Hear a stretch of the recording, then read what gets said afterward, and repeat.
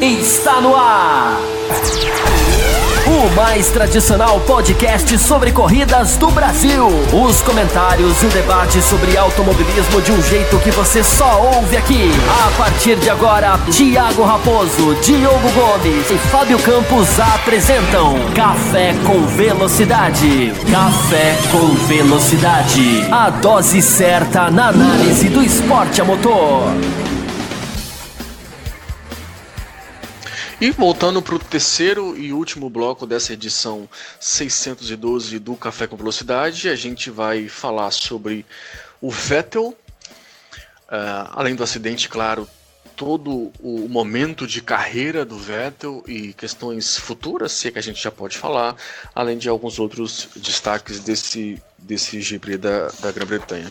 Mas, Elo, começando sobre o Vettel, é difícil imaginar que sei lá, 2, 3 anos atrás, era difícil imaginar que nesse momento a carreira do Vettel está nessa situação, né? Porque ele está num momento tão complicado que até as pessoas que, historicamente, e quando eu falo pessoas, eu incluo jornalistas bem renomados, que historicamente sempre até pendiam, eu diria eu, pro lado dele, ou até defendiam e não, vamos ver.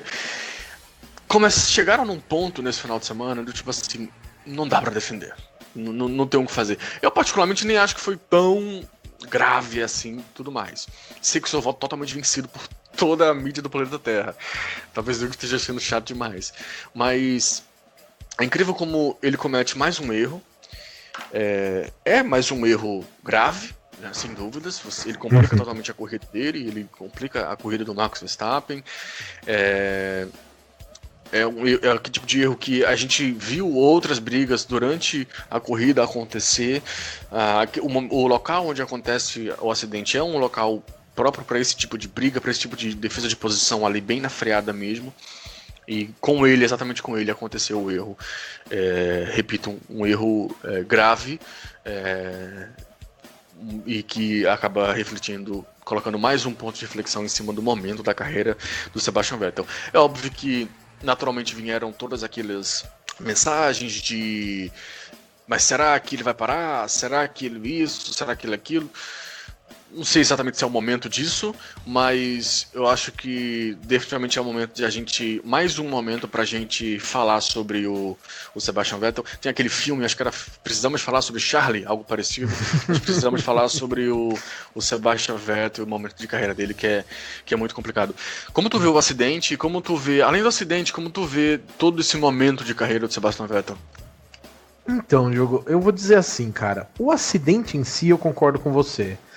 Claramente foi um erro ali, sabe? Claramente foi uma coisa que não deve, mas pode acontecer numa corrida, né? Eu não vejo como tão crítico o acidente, o evento do acidente em si, como ele aconteceu. O que eu vejo mais crítico é exatamente esse processo que você estava comentando. Para mim, esse momento do Vettel, a gente já viu acontecer com muitos pilotos, a gente já viu pilotos entrarem em momentos, em períodos até de 1 ou 2 anos, muito ruins, e depois o cara ressurgir com um resultado muito bom, ou com uma performance muito boa. Nós tivemos um exemplo este ano de piloto que estava completamente desacreditado e começou a performar muito bem, que foi o próprio Bottas, né? A gente não tem como não dizer que o Bottas estava muito desacreditado para os fãs e mesmo para a mídia dentro da Mercedes. Todo mundo falando lá de arranca esse cara e coloca o Ocon, que absurdo que o Ocon não tá como segundo piloto. E aí a gente vê no momento seguinte o Bottas performando. Eu acho que isso acontece com pilotos. O grande problema que eu vejo para mim aí falando particularmente, isso é uma análise totalmente pessoal. Esse momento do Vettel começou naquele GP da Alemanha que ele cometeu aquele erro e perdeu para o Hamilton quando ele deu aquela batida absolutamente estúpida ali na curva do carrossel, e perdeu o campeonato do Hamilton para o Hamilton dali para frente, né? Deu para pontuar que dali para frente ele não performou mais no campeonato inteiro. Isso pode acontecer com o piloto? Pode. Porém, a Fórmula 1 ela não é feita só do resultado do próprio piloto, ela é feita pelo conjunto de fatores, né? Então eu acho que o mais crítico em relação ao Vettel é o fato de que ele é um cara que a gente sabe que tem um contrato muito taxativo. O contrato dele como piloto com qualquer equipe, mas que hoje ele tem com a Ferrari, a gente sabe que é muito taxativo dele como primeiro piloto, né? Pelo menos é o que todo mundo diz.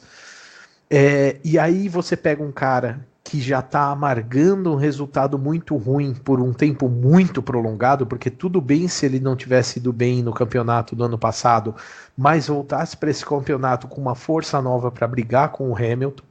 Já deu para ver que ele não é esse nome esse ano, já deu para ver que o Vettel não estava para brigar com o Hamilton esse ano pelo campeonato, e estando pilotando uma Ferrari era o papel que ele tinha que desempenhar, vamos combinar, ainda por cima com aquilo que a gente já comentou, chegando um cara mais novo, com vontade e com capacidade para brigar dentro da mesma equipe, incluindo com o próprio Vettel. Né? Eu acho que uma coisa que eu até ia te perguntar no bloco passado, mas acho que seria mais interessante até a gente discutir nesse, Diogo, que será que a Ferrari não começa a parar e olhar para o Vettel, não mais como primeiro piloto, e eu não estou dizendo aqui taxativamente, você não é mais nada, tá? Não é que ano que vem o Vettel não possa voltar a Ferrari com o carro bombando e o Vettel com muito mais gás para correr, mas nesse momento, será que eles não começam a se questionar se o Vettel não é o que começa a atrapalhar o Leclerc dentro da equipe? Você está alinhado com o Bruno Rechinchowski, que ele mandou uma pergunta exatamente nesse sentido. Assim, será que a Ferrari, num dado momento, não vai se arrepender de ter preferenciado, na visão do Bruno, no caso, ter preferenciado o Vettel ao Leclerc? E aí ele cita o exemplo histórico da DTM, que o Fábio Campos sempre cita, da Audi, que preferenciou um piloto quando chegou no final do ano, quem estava brigando pelo título era o outro piloto, e esse outro piloto não foi campeão porque eles tinham preferenciado nesse do ano, o piloto errado. Eu acho que a mensagem do Bruno, assim como a sua, não é nem no sentido de título, né? Porque a gente sabe que está muito distante. Sim. Eu, particularmente, para mim, o campeonato já está decidido, mas na figura de piloto principal, na figura do cara que vai liderar a equipe. É natural que o Vettel tenha essa posição, o próprio Binotto, que eu cada vez gosto menos, falou no início Somos dois. Falou no início da temporada que era natural que o Vettel tivesse um status, uma posição melhor por conta enfim, de ser um tetracampeão. Eu até entendo em dado momento, não concordo que deva ter regras ou enfim, coisas do tipo, mas eu entendo que em dado momento ele até ganha um ponto a mais ali por ser um tetracampeão. Agora, eu acho que se chegar a esse ponto mais à frente de a gente ter que olhar com calma um ponto nesse sentido, a Ferrari pode sim se arrepender. Até respondendo a pergunta do Bruno, não sei se a sua pergunta era exatamente nesse sentido, mas eu acho que sim, eu acho que eles pensam nesse sentido. E é legal porque tira qualquer tipo de dúvida, que até algumas edições atrás nós recebemos de alguns ouvintes, tipo assim, será que esse tipo de postura mais ativa, eu diria, do Leclerc, até como eu citei no bloco anterior, até quase que brigando com a equipe, tipo assim, por que essa estratégia?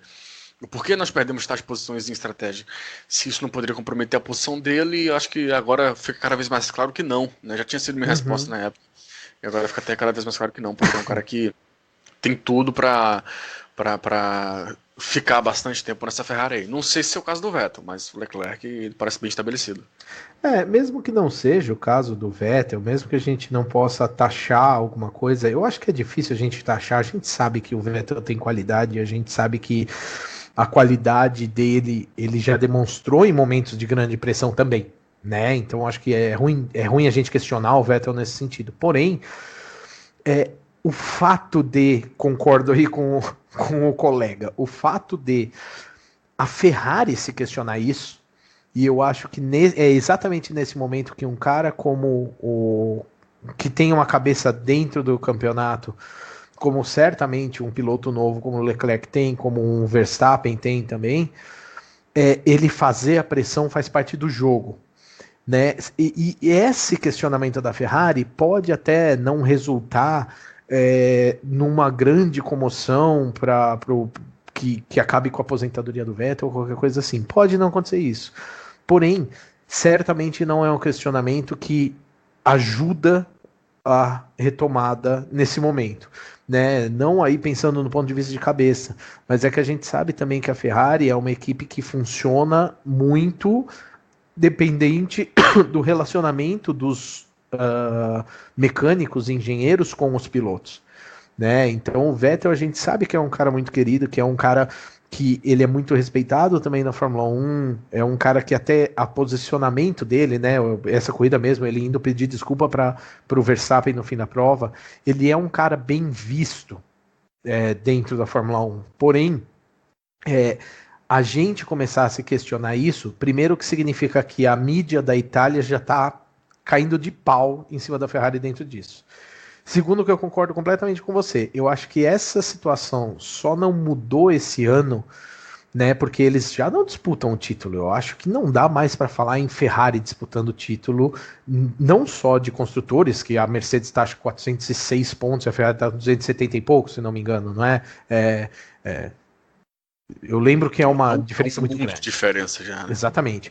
Eu acho que isso, considerando essa situação, eu acho que até o momento só não se soltou no sentido de, tá bom, Leclerc, faz o que você tem que fazer, e Vettel, faz o que você tem que fazer, e quem tiver na frente a gente vai colocar para correr e ponto, tá? A gente vai dar a opção, como é que eles chamam? A estratégia, a melhor estratégia da corrida para quem estiver na frente, como a Mercedes costuma fazer.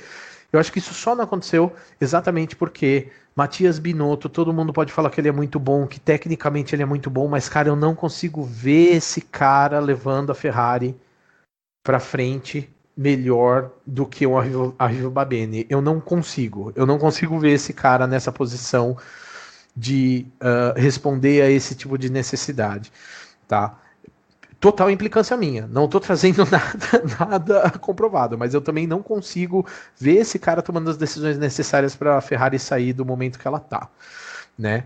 Então, nesse ponto, eu acho que se a Ferrari ainda não se questionou a respeito disso, apesar de eu achar que já estão, o público e a mídia, eu sei que já estão se questionando a respeito disso. E eu começo a pensar que, se não fosse a preferência pelo Vettel, sim, o Leclerc poderia performar e vamos combinar, retornar com muito mais resultado para a Ferrari, com uma Ferrari muito mais forte esse ano, do que está acontecendo agora. Eu acho que a Ferrari corre um grande risco com a Red Bull para esse fim de temporada, se a Red Bull continuar performando. E isso sim seria um golpe absurdo em cima da equipe, né? E aí eu sinceramente acho que um Vettel ficaria na berlinda, se não pelos resultados da equipe, por conta dele mesmo. Eu não duvido o Vettel anunciar uma aposentadoria nos próximos anos aí, se isso não virar. Entendi. Eu citei até algumas edições atrás e repito, para mim não vou dizer a solução, porque seria muito maluco, talvez até da minha parte dizer, mas uma coisa que realmente seria interessante pro Vettel agora é ele voltar para Red Bull, reativar o bromance, como eles dizem, dele com o Christian Horner, um campo assim, sabe, uma montanha cheia de flores, e aí o Christian Horner correndo de um lado e o Vettel correndo do outro, tipo um desenho, aí eles se abraçam e aí reativam a amizade e aí viram uma grande corrida. É a solução pro Vettel agora, porque a situação atual dele é realmente complicada. Mas fechando a parte do Vettel, e eu queria passar antes rapidamente para uma outra questão, que eu peço enormes desculpas aos nossos ouvintes, mas nem eu nem o Elo vamos ter como adicionar muita coisa nesse ponto, que foi transmissão. Nós recebemos 2 e-mails, um do Diego Santos e o outro do Ian Brito, ou Jean Brito, desculpa, eu não sei pronunciar o teu nome. E eles citam a questão de transmissão, os dois assistiram a corrida pela Globo. O Jean até cita que ele já mandou outros e-mails, mas que não haviam sido lidos, então está lido aqui. Eles citam a transmissão pela Globo, né? O texto do Diego Santos, especialmente, ele é até bem complicado, porque Ele cita que essa transmissão foi uma das piores que ele já viu, inclusive pior do que a transmissão do Kleber Machado na Globo, da corrida, aquela mítica corrida do Schumacher, se não me engano, na Espanha, em 1996. Eu já vi essa narração e realmente é deprimente. Assim, o Schumacher está engolindo o mundo e ele está tratando como se crianças estivessem brincando no parque. Eu realmente não vi a transmissão pela Globo. Você falou em outro bloco que também não acompanhou, então Sim. Eu peço sinceras desculpas, a gente não vai ter como comentar com grandes detalhes em cima disso. Eu não sei se tem como ver a corrida com a narração da Globo, tipo um Google Play ou algo do tipo. Eu vou procurar e se for o caso eu consigo acompanhar, consigo assistir e posso trazer esse feedback na próxima edição. Mas eu vi algumas pessoas comentando no nosso grupo de apoiadores e também no grupo geral do Café com Velocidade, que a gente chama de grupão. E com o feedback desses dois ouvintes, que foram e-mails grandes, e-mails bem recheados de informações nesse sentido, parece que tivemos algumas coisas complicadas vindas da transmissão, meio que comentarista e narrador não se dando tão bem ali, ou um meio que entrando na frente do outro. Enfim, a coisa parece não ter funcionado tão bem, realmente, como nem eu nem o Elo acompanhamos pela Globo, fica difícil opinar, acho que não vale nem a pena esticar para não entrar em algum ponto equivocado nesse sentido, mas a gente, infelizmente, tem um histórico, né, de como as transmissões no Brasil vem acontecendo nesse sentido. Mas, para continuar lendo os e-mails dos nossos ouvintes aqui, para tocar o nosso programa, já caminhando para a parte final, eu queria trazer o assunto Haas. O Cesarino, ele cita o assunto Haas, ele até comenta que a Haas fez um trabalho pior que o dos Trapalhões, ele cita Didi, Dedé, Zacarias. Um comentário engraçado aqui do Cesarino, obrigado pelo comentário, Cesarino, como sempre. E ele cita, né, o acidente do Corujá na sexta-feira, que foi uma das coisas mais bizarras da Fórmula 1. Com certeza. Inacreditável. Eu vi o acidente dele na sexta-feira. Para quem não viu, ele bate na saída dos boxes. Assim, ele sai da linha dos boxes, ele anda 1 metro para frente e ele bate. E quebra a asa dianteira. Ele não pode dar ré no box. Então ele tem que sair, dar uma volta inteira em Silverstone. Assim, que coisa. Eu lembrei do... Eu não vou lembrar o ano, mas é um lance do Maldonado na China, quando ele estava de Lotus, que ele faz uma das curvas de raio longo para a direita na China e ele continua com o volante virado para a direita. E a próxima curva é a esquerda e ele continua com o volante à direita. E aí o carro sai da pista e ele continua com o volante à direita. Ele vai na brita e ele continua com o volante... Assim, ele saiu da pista, ele não percebeu que estava indo para fora da pista. É um negócio maluco. E essa foi tão bizarra quanto... O Grosjean até teve, ano passado, inclusive, um lance em Baku, em que ele vinha tipo em quinto, sexto colocado, e ele bate sozinho. Na bandeira amarela, muito né? Aquele caso. Na bandeira amarela. Inacreditável. Sim, lembrou muito aquele caso. E além de todas essas questões, a gente vai passar por cima e eu vou te dar a palavra logo, mas deixa eu já inserir também aqui a questão do patrocinador deles, né? A Rich Energy, que está patrocinando eles desde o início do ano, por isso que o carro está nessas cores, prata e dourado, e que tá um embrólio gigantesco entre equipe e patrocinador, de que um falou mal do outro, de que um xingou o outro, e a Rich Energy se posiciona publicamente, entre aspas, bem entre aspas, profissionalmente através de um perfil no Twitter que de profissional não tem nada, e aí fica meio que quase que um jogo de leve trás, uma briga pública. Chegou a rolar um Twitter do tipo assim, é legal que mesmo depois de tudo que está acontecendo, a Haas continua mantendo a nossa marca no carro. Isso foi um tweet da Rich Energy. Eu achei que fosse um fã fazendo uma piada, mas não. Sim. É inacreditável a situação que patrocinador e equipe chegaram. Eu nem vou pegar esse mérito de dizer eu avisei, porque era tão óbvio que isso ia acontecer que eu acho que esse mérito eu nem quero.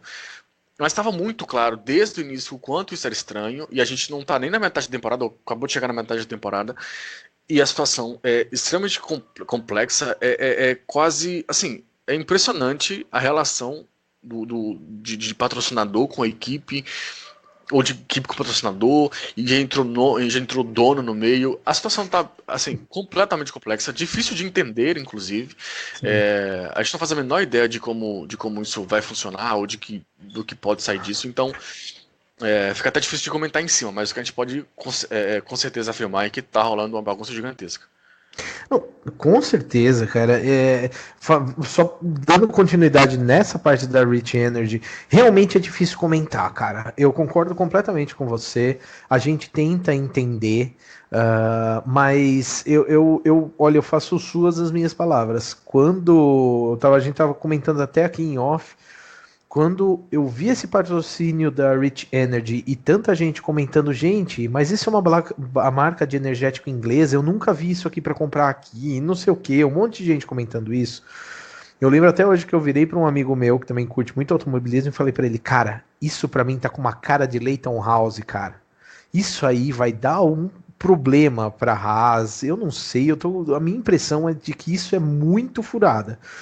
Isso e a Rocket, né? O patrocínio da Williams também, mas a Rocket eu até entendo que é uma marca estrangeira, asiática, que sabe, a coisa é muito realmente fora da nossa realidade, então tudo bem a gente não conhecer. Eu confio um pouquinho só mais na Rocket porque eles patrocinam um time na NBA. Exatamente. Acho que o Houston Rockets, se não me engano. Exatamente. Já tinha tipo um ano de patrocínio. É uma equipe grande, consolidada, então eu falei, beleza, por mais que eu não confie, tem uma história. Agora a Rich Energy, ela brota do nada, assim. Surgiu do nada, exatamente. O Twitter dela nasceu junto com o patrocínio da Fórmula 1. Então é um negócio, assim, inacreditável. E aí, eu concordo com você. Sinceramente, do meu ponto de vista, eu fico até feliz que eles só saiam disso com uma quebra de contrato. Porque o meu medo mesmo era a Haas ter se metido numa enrascada muito grande com esses caras.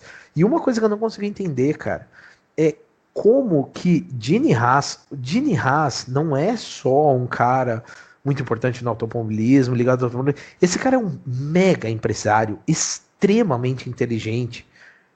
Eu não entendo como isso foi acontecer no time dele. Entendeu?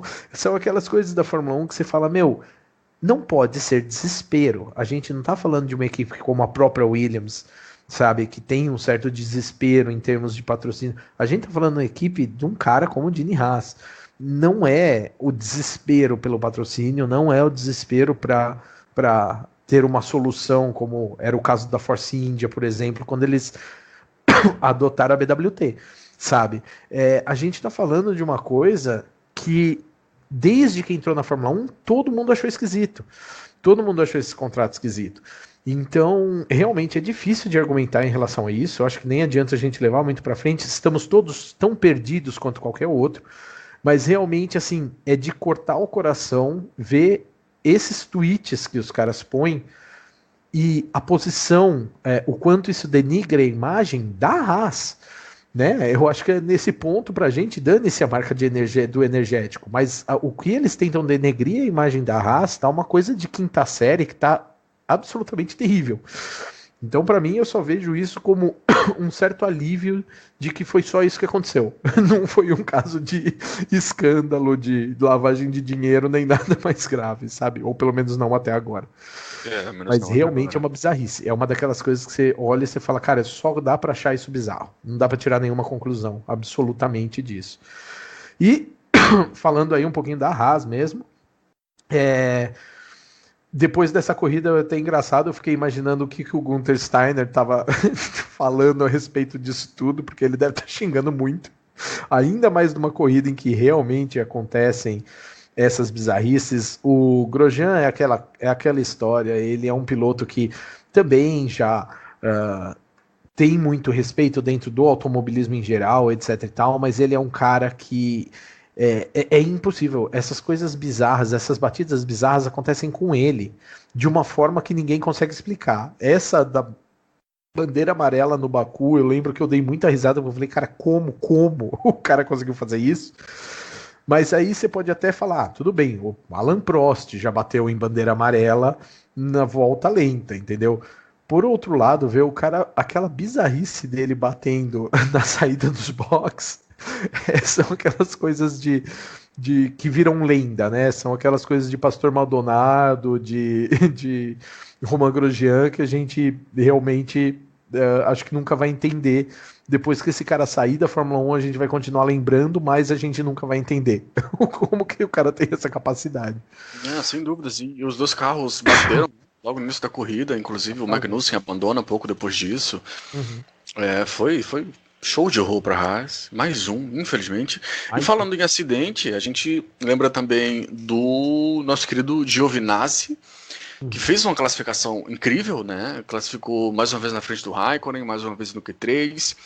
Até começou a corrida bem, depois perde uma série de posições e no meio da briga ali ele acaba perdendo o controle do carro e vai para a caixa de brita. É o incidente ou acidente que gera o safety car, né, que a gente citou durante todo o programa, que tanto mudou os rumos da corrida. O momento de Giovinazzi, ele veio num momento positivo, porque ele encaixou a terceira, em termos de classificação, ele encaixou a terceira, entre aspas, vitória em cima do Raikkonen. Por mais que o Raikkonen seja um aposentado que corre ainda, eu pelo menos acho isso, é interessante e é essencial da parte dele ganhar do Raikkonen. Sim. Mas o erro dele na corrida no domingo e abrindo aqui ou melhor, deixando claro aqui que até esse momento que nós estamos gravando, a equipe não se pronunciou em nenhum momento com relação, por exemplo, a suspensão quebrou, então por isso que ele rodou, ou algo do tipo. Então, pode ser que algo tenha acontecido porque realmente foi uma rodada estranha, mas o que a gente tem de informação até esse momento é que de fato foi um erro, é o famoso céu ao inferno de uma maneira incrivelmente rápida. Sim. Eu só espero que ele não pegue esse ponto negativo, porque realmente o momento que ele vinha tendo não era espetacular, mas era algo positivo, principalmente quando comparado ao iniciozinho de temporada super complicado, a esse sim super complicado que ele teve. Com certeza.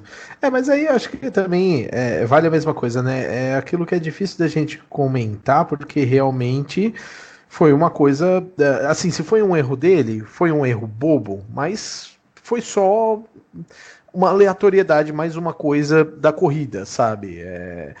Mas é triste, eu concordo com você, é triste ver o cara ir do céu ao inferno dessa forma, e eu acho que é sempre um impacto grande para o piloto. Mas eu não consigo apontar muito o dedo para o Giovinazzi nesse momento, exatamente por isso. O Kimi, eu gosto muito do Kimi, eu acho que, por exemplo, o Kimi mostrou um começo de corrida muito bacana na Áustria também, sabe? E aí o Giovinazzi colocar essa qualificação na frente do Kimi é sempre muito importante. Mesmo assim, a gente está falando de Sauber. Sauber também é uma equipe que já é de meio para fim de pelotão, e ainda por cima, a performance da Sauber é uma coisa que flutua de fim de semana para fim de semana. Né? Então eu particularmente sinto um pouco de sentir um pouco de culpa de apontar o dedo para o Giovinazzi e falar do erro dele, sabendo que ele está numa equipe que tem uma flutuação de performance tão grande. Né? Então, nesse ponto, eu acho que nesse momento eu só talvez diria que realmente é uma pena, considerando que o Kimi ainda fechou a corrida em 8º lugar, ele fechou numa posição boa, né? Vamos combinar, ele estava atrás do Ricardo, não foi nada terrível. Ele conseguiu performar também bem, eu acho simplesmente uma pena. Talvez aí o Giovinazzi teria conseguido marcar pontos muito importantes, tanto para ele quanto para Sauber nesse momento, né? Sem dúvidas. Sauber não, Alfa Romeo, gente. Romeo. Isso e Force India, meus amigos. Não, isso aí você tá perdoado. Tá eu erro direito, então por isso que eu tô direto, então por isso que eu tô perdoando também. Nosso último destaque, que pelo menos com relação a essa corrida especificamente, eu tenho alguns recados para passar depois, foi o Carlos Sainz, né, que largou de fora do top 10, a terceira corrida seguida em que ele não consegue entrar no Q3 em Silverstone, mas ele fez uma corrida muito interessante. Foi um dos que foram beneficiados pela questão do safety car. O total oposto do companheiro de equipe dele, né, o Lando Norris, que foi bem prejudicado. Tinha uma corrida muito boa nas mãos e por um erro grotesco da McLaren. E ele foi um que foi bem vocal com a equipe, inclusive, no rádio, informando, assim, tipo, tá, não tem muito o que fazer agora, vocês erraram a estratégia, é isso. e meio que foi essa situação mesmo. E o Sainz conseguiu pegar um momento, de cara já fez uma boa largada, ganhou bastante posições ali, andou num ritmo superior, e quando vem o safety car, aí foi a grande moeda de ouro, porque ele conseguiu fazer uma parada quase que de graça, e adiante, aí continuou fazendo ultrapassagens, continuou avançando, foi assim, uma corridaça do Carlos Sainz, merece o destaque positivo. Sem dúvida. Ele ganhou 8 posições, né, na corrida. E outro destaque positivo também, aproveitando isso, considerando que o Sainz conseguiu essa performance muito boa e o Norris estava fazendo muito bem antes dos problemas do safety car, a gente pode dar também um destaque para a McLaren, né, que tem mostrado aí uma potência de terminar esse campeonato brigando com o Renault e, quiçá, a Red Bull, dependendo da corrida, né? Então tá legal, tá bacana de ver isso. Sem dúvidas, sem dúvidas. Bom, eu queria só fazer alguns recados finais. O primeiro agradecimento ao Matheus Ferreira, da Arte Colográfica, a gráfica mais famosa desse país. O Fábio Campos, para quem acompanha as últimas edições, ele fez alguns desafios. E alguns ouvintes responderam, claro. Obrigado a todos. Eu separei especificamente o Matheus como, digamos assim, líder, como figura desses que responderam, que deram um feedback bem interessante. E o Matheus, ele até fez um vídeo respondendo os desafios. Então, foi bem legal. Obrigado pela paciência e pela resposta, Matheus. É um prazer ter você como ouvinte, de verdade. E também ao Will do Botequim GP, perdão. Ele, inclusive, já participou até de algumas edições aqui do Café com Velocidade, pouco tempo atrás, e ele é o mais novo apoiador do Café com Velocidade. Então fica aqui os agradecimentos ao querido Will do Botequim GP. Para quem não conhece, quem não acompanha as últimas edições do Café com Velocidade e por acaso não conheceu o Will, você pode ir em botequimgp.com.br que você vai encontrar todo o trabalho do Will. Ele também produz bastante conteúdo sobre Fórmula 1 na internet. Ou você pode ir direto no canal dele no YouTube, só jogar lá no YouTube Botequim GP, que você encontra bastante conteúdo. Eu vou sugerir um vídeo específico que eu vi recentemente dele, onde ele faz um review, né, uma crítica sobre o livro Não Sou um Anjo, que conta a história do Bernie Eccleston, exato, e toda a ação dos bastidores do Bernie Eccleston na Fórmula 1. Como aqui o Café com Velocidade é verdade, eu vou nesse momento esticar minha mão na minha estante aqui para pegar o nome do autor. Tom Bauer, o nome do autor. Eu já li esse livro, li algum tempo atrás, muito bom. E o Will faz um vídeo lá de quase 10 minutos com uma crítica bem interessante em cima desse livro. E tem outros vídeos de outros livros também. Então, para quem gosta desse quesito, fica essa dica, mas ele produz diversos outros conteúdos. Eu queria só trazer, antes da gente finalizar, mais 2 comentários bem rápidos, só para realmente não deixar passar, porque eu fico muito feliz quando os ouvintes participam e é complicado a gente não ler todos os e-mails, né? Um é do Daniel Pedrada. Ele respondeu mais um dos nossos desafios dos programas anteriores, em que nós solicitamos ideias, né? Nós estávamos falando sobre aquele GP da Áustria, que a Fórmula 1 deveria se apegar àquilo ali, às coisas boas que aconteceram naquele GP, e tentar construir em cima disso, tentar pensar a Fórmula 1 em cima disso. E o Daniel Pedrada respondeu esse nosso desafio, trouxe algumas ideias interessantes. Uma delas, inclusive, é que o DRS deveria ser ajustado conforme o carro de trás se aproxima do carro da frente, ou seja, quanto mais próximo do carro da frente ele estiver, menor a angulação do DRS. Vai naquele sentido de usar o DRS como forma de aproximação, né, e não de definidor de ultrapassagens. Eu gostei bastante dessa ideia do Daniel Pedrada. Ele também cita a questão de efeito solo, que falam bastante sobre que pode ser uma das grandes soluções, né, para Fórmula 1 em 2021, e também respondendo aos desafios, ele cita que não acha que o Ocon possa fazer sentido na Red Bull pela rivalidade dele com o Max Verstappen, né? É um assunto que a gente passou praticamente um bloco inteiro da edição passada falando sobre isso, então um grande agradecimento ao Daniel Pedrada pelo feedback com relação à última edição. E para finalizar, de novo, o Cesarino, ele ainda nessa questão de ideias, eles citam uma ideia de formato para a Fórmula 1, para os finais de semana da Fórmula 1, né, que a gente discutiu bastante a questão da quinta e da sexta-feira, e ele fala que seria interessante testes livres, mas apenas para jovens pilotos, e aí com recursos de pneus e motores mais disponíveis. Ele acha que isso pode ajudar.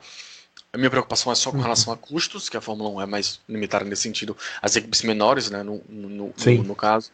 E ele cita que realocaria a questão de horário entre treino livre e corrida, e que promoveria eventos como, por exemplo, F1 Classics.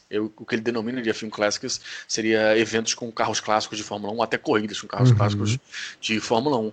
Então, a gente acontece em algumas etapas, sim, né? Sim. Na Áustria aconteceu uma homenagem ao Nick Lauda e tal. Então, obrigado ao Cesarino e ao Daniel Pedrada, que responderam ao nosso desafio e trouxeram um feedback da edição passada. Bom, caminhando para o final, Elor, eu não tenho como te agradecer por ter me salvado aqui nessa edição especial, a gente pode colocar, vindo de uma corrida incrível, né, que tinha 1 milhão de coisas para falar, e a gente conseguiu condensar bem aqui. Então, sim, como eu sempre digo todas as vezes, muito obrigado, e dessa vez mais ainda. Foi mais uma vez um prazer enorme falar com você, e pode deixar meu número salvo lá, que eu vou continuar te incomodando para gravar com a gente. Imagina, sempre um prazer, estou sempre à disposição, adoro gravar aqui, fazer as participações rapidinhas aqui no café. Valeu aí, Diogo, acho que foi muito bacana mesmo. Gostei de gravar nesse formato também, da gente interagindo aqui nesse bate-bola 1-2. Acho que só teve uma vez que eu participei se não me engano, foi só eu e o Raposo. Então é legal, dá bastante tempo pra gente falar, eu agradeço. E eu acho que é bacana também sempre a gente lembrar as pessoas. Aproveita uma dica que eu dou, aproveita para pegar essas boas corridas quando elas acontecem no ano. Eu faço isso muito com Fórmula 1 e MotoGP. Reassiste, pega um final de semana aí que não tem a Fórmula 1, reassista, porque essas corridas bem marcadas na nossa memória que vão fazendo a gente lembrar ano a ano por que a gente ama automobilismo. Então é legal de reassistir, pegar os detalhes que você perdeu, pegar o pré-corrida, o pós-corrida, assistir as entrevistas e viver um pouco mais o automobilismo quando ele entrega um produto de qualidade. Eu acho que vale muito a pena. Mas valeu, foi muito legal, adorei essa participação hoje, foi bem divertido. Foi divertido sim, obrigado você. Concordo com tudo que você falou com relação às corridas aí. Tem um asterisco com relação ao MotoGP, porque a gente vai ter que assistir toda a temporada no MotoGP, né? Porque é incrível o ritmo de corridas que eles estão colocando. Enfim, obrigado a todos que ouviram até aqui e até a próxima edição. Termina aqui Café com Velocidade, o mais tradicional podcast sobre corridas do Brasil. Sempre com Thiago Raposo, Diogo Gomes e Fábio Campos. Café com Velocidade. Café com Velocidade. A dose certa na análise do esporte a motor.